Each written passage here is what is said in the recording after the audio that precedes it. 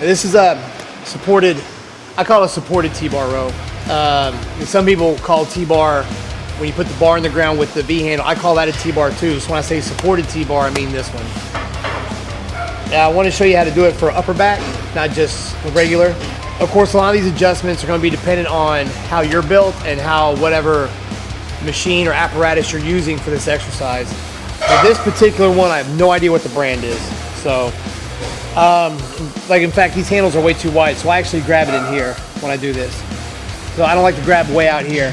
For me, I'm trying to hit the upper back, so I want to be kind of down on the pad a little bit. I don't want to be way up over here, because then I'm going to pull low like this and hit majority of the back or lower part of the lats. I want to hit the upper back. So I want the elbow to come across the upper back. So I don't want to be like in line with the rear delts, but I do want to be a little bit below that.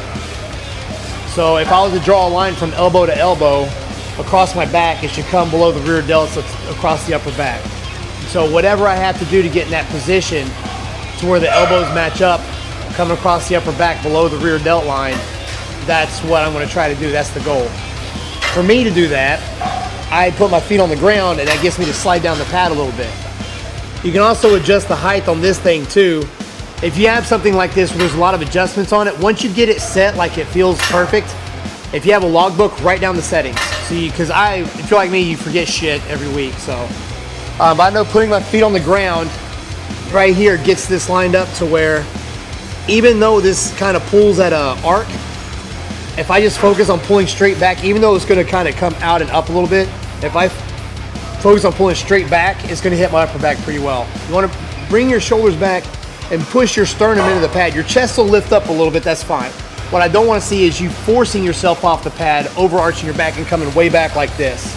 A lot of people will do that because the weight's heavy and they're trying to get the weight up, so they're coming up like this. Right here, this part should stay against that pad. I used to say chest against the pad, which you can do and just keep your shoulders back, but I get a little bit better contraction if my chest lifts up just a little bit. So I focus on pushing right below the chest, stomach, sternum area. I push that into the pad while bringing my shoulders back, and then drive my elbows back, keep my elbows out. I don't tuck them in. I want to keep them out when I pull up like this. So I grab here, come down, full stretch.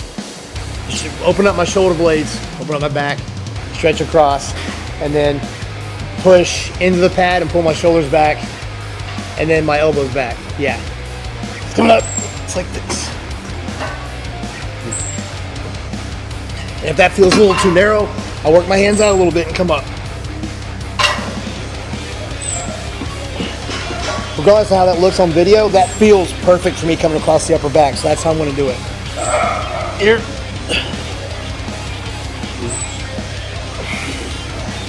Notice how I come up and then I stretch back out across the pad. I get a full stretch.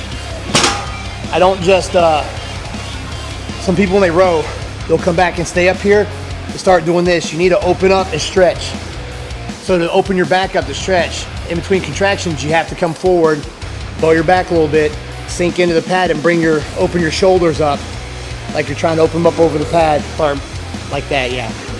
So you'll come up here and then open up all the way. And like I said, if that you feel too much bicep and your hands are in too much, just move them out a little bit. Open up each time.